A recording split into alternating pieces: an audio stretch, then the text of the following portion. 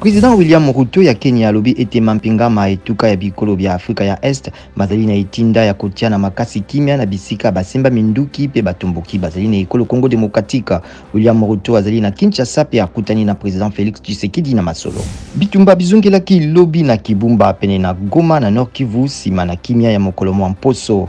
Bayi société civile balobi M23 ebotoli mboka nzike atako ngambo iso endimaki kotelemisa nano bitumba.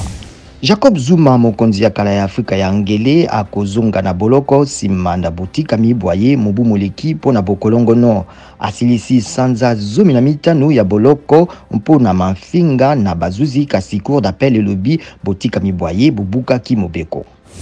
Sénégal nde ekolo ya Afrika ya mbo ezali kobeta na Coupe du Monde Qatar 2022 lelo lobi Qatar epolaki mingete mibali na libungu tulu liboso ya Équateur na match ya bufungwami.